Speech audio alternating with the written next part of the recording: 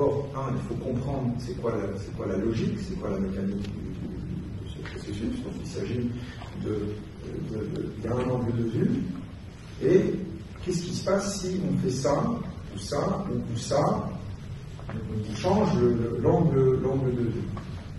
D'accord ? Et c'est pas la vérité qui importe, c'est est-ce que c'est plus utile de voir les choses comme ça, ou de voir les choses comme ça. Si c'est plus utile et que ça me donne plus de choix, je garde ça. Si c'est l'autre, je garde ça. Voilà, c'est vraiment l'angle de vue sur lequel je vais voir les choses. Donc, dans le métamodèle linguistique, où est-ce qu'on va faire du recadrage? C'est pas dans les sélections, c'est pas dans les généralisations, c'est dans les distorsions. Donc déjà, ça facilite la recherche. Vous savez que vous avez 4 mécanismes dans les distorsions. Il y a le cause-effet, il y a l'équivalence complexe, il y a présupposition, et les théories de pensée. Vous pouvez faire des recadrages sur les 4. Il y a un autre type de recadrage qui n'apparaît pas dans les distorsions, ce sont les recadrages de contexte.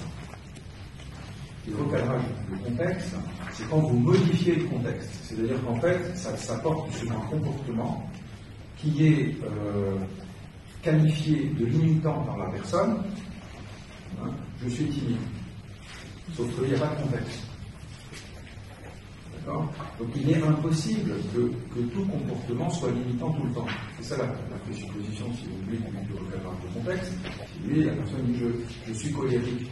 Je me mets tout le temps en colère, ou quand on me critique, je me mets en colère. Bon. Le recadrage de contexte, c'est que déjà on n'a pas de contexte, on ne sait pas très bien où est-ce que ça a lieu, c'est de se demander où est-ce que ce comportement aurait une autre signification, aurait éventuellement quelque chose d'une utilité. Je pourrais faire un recadrage de contexte avec quelqu'un qui me dit oui, je suis colérique ou je me mets en colère et voilà, je suis venu pour traiter ça dans une séance de coaching. Et je lui réponds tiens, c'est curieux, hier j'ai eu quelqu'un qui est venu me voir parce qu'il ne savait pas se mettre en colère. Et je vais vous donner son numéro de téléphone. D'accord ? C'est un recadrage de contexte. Parce que, si vous voulez, ça dépend du contexte. D'accord ? Quelqu'un qui se fait tout le temps marcher sur les pieds et envahir par les autres, etc., la colère, l'intention positive, c'est pas des limites. D'accord ? Donc, dans quel contexte la colère est limitante et dans quel contexte elle ne le sera pas. D'accord ? Par exemple, l'échec, qu'est-ce que ça veut dire ? Dans l'absolu, qu'est-ce que ça veut dire ? Donc, le contexte, c'est quoi ? Le contexte implicite, c'est la performance. D'accord ? Par rapport à un objectif ou un résultat attendu, je n'ai pas été à la hauteur ou je n'ai pas réussi. D'accord ? Là, je vais me sentir mal parce que ça va être un échec. Mais si je change le contexte, je dis, mais en fait, si on change la performance par l'apprentissage, on n'est pas dans le même contexte. C'est ce qu'on appelle un recadrage de contexte.